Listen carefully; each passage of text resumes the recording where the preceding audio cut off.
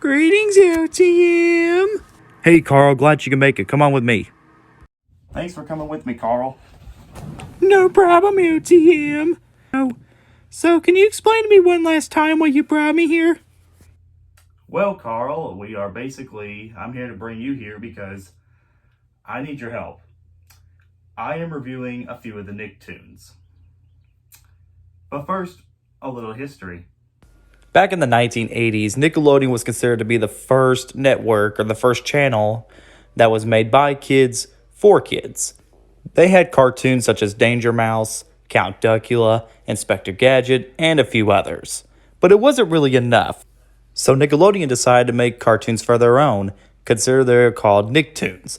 Cartoons that were made just for the channel itself. They were not really cheap to make, but they were very, very, very successful and would impact the studio for the rest of history. Now, I may not go through every single one of them since considering that there is a bunch of these, but I'm going to go through the ones that I grew up with the most. So if there's one that I forgot to mention in this video, then please comment below.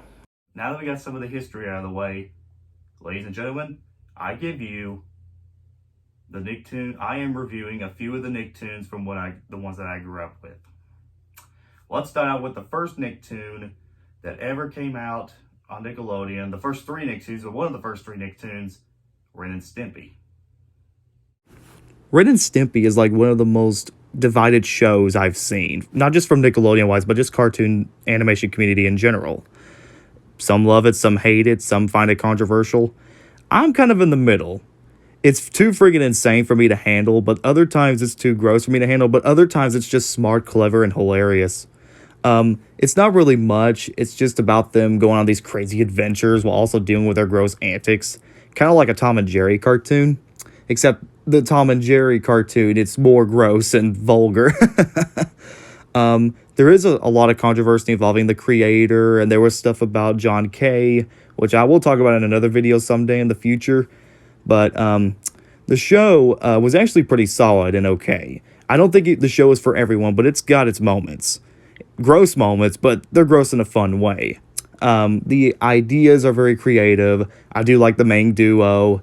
There are some fun episodes I do remember. And of course, there are some nice songs like Don't Whiz on the Electric Fence and Happy Happy Joy Joy.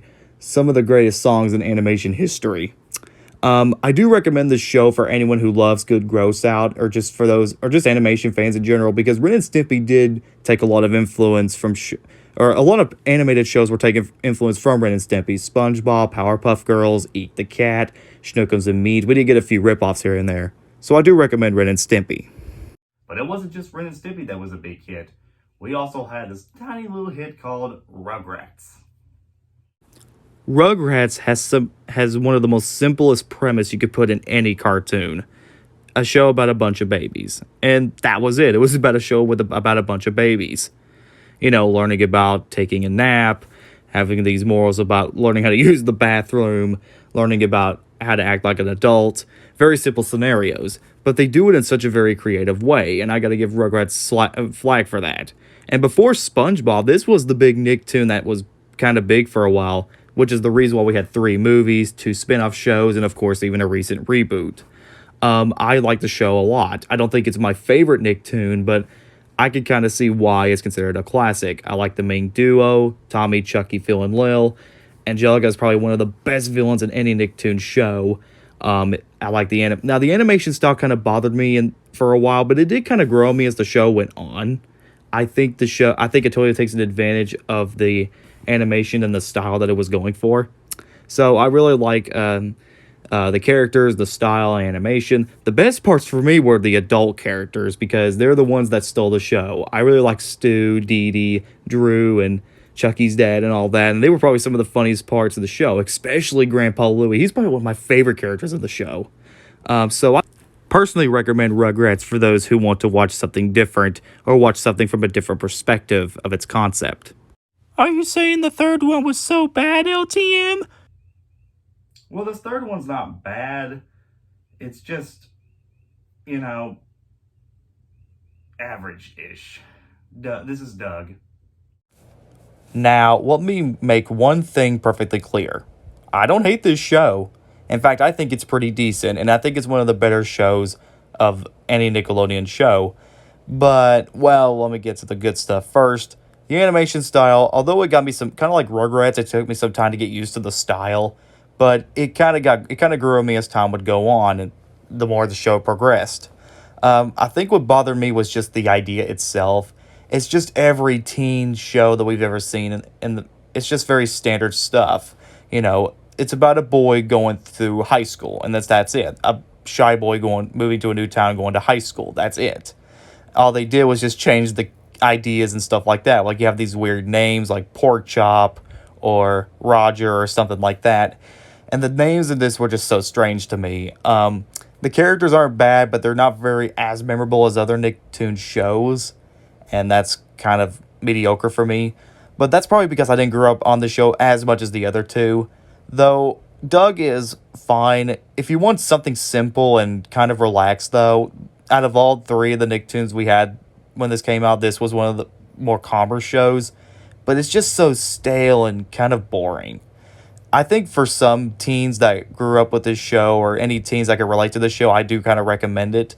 But it's not for everyone. I do know some people that like it. Hey, LTM, didn't we also have another cartoon that changed the world by storm? Kind of like Ren and Stimpy? Yep, let's talk about Rocko's Modern Life. Rocko's Modern Life was kind of like Ren and Stimpy, except maybe a little bit more reserved and not quite as controversial. Also with a lot more innuendos. The show was about a tiny kangaroo named Rocko with an Australian accent, along with his best pal Heifer, which Heifer would go on to become the influence of Patrick the Starfish, which that's what a lot of people would compare him to. Both of them go on these weird and crazy adventures and learn the misunderstandings of modern life. The show had such a really zany tone to it, but it actually kind of worked. Though, strangely enough, I know this sounds a little bit weird, Rocko felt more like a show made for adults, kind of like Ren and Stimpy. Now, I'm not saying kids can't watch Rocko, it's just, I don't consider Rocko a kid's show. Like I said, the show has a lot of innuendos, double entendres, some dark themes, and some really uncomfortable moments. I don't recommend it for everyone. Though, if you do like some of the zaniness and the animation, it's fine. Kids can really get into the bright colors. There are some creative moments. It's got some fun characters. I do like the side characters like Heifer and Filbert and those two neighbor frogs. I forgot their names. I do like the characters. I do like the setting. Like I said, the animation is really nice and really cartoony. Reminds me a lot of Ren and Stimpy and SpongeBob. I don't recommend it for everyone because I consider it more for adults. But if you want to give it a chance, I say give it a chance. Hey, LTM, what about the one with the weird-ass monsters? I did forget about that one. Let's talk about All Real Monsters.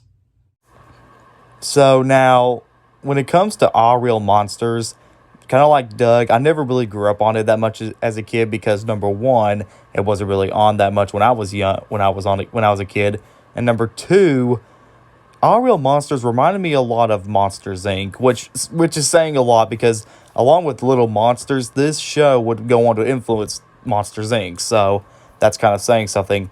The show was about these three monsters who basically end up going to a school or an academy of monsters. Actually reminds me a lot of Monsters University, but with a more cheaper budget. The show was really fun and creative, and the more I kept watching the show, the more I realized I kind of wish I did grow up on this one a little bit more. I don't think it's a great show. I mean, like I said, this was from the same animation team that did Rugrats, and I will say the monsters look very good in this compared to the humans in Rugrats. The Rugrats humans weren't bad, but they were just kind of creepy with the designs because the humans look like potatoes. Their heads look like potatoes, and the monsters, this fits the design of what Classy Koopa is capable of. Most shows would go on. Classy Koopa's human designs would get worse and worse. It would look uglier and uglier. But we're going to get to the rest of those shows in a little bit. But All Real Monsters wasn't bad. Not much to say about this one, but it's a good show and a very creative and fun one. And now let's talk about the last cartoon of the 90s, Hey Arnold. Out of all the Nicktoons, Hey Arnold is the most different out of all of them. It's kind of like Doug, but basically a little bit better, and I think it develops its characters a lot better than Doug. Also, it's a lot more serious. Now, Hey Arnold wasn't always serious. There were some funny moments and goofy moments, but it wasn't. When I mean serious or more adult, I don't necessarily mean something like Rocco or Ren and Stimpy, where it's mostly made mature audiences, like it's very gross and sexual sort of way. It actually is kind of mature in like the dark sense. Hey Arnold has a lot of themes, deals with a lot of themes, and actually deals with scenarios that you don't see in most kids shows. Um, it's a little bit darker. It tries to be a little more serious and topics that you don't see in most kids shows.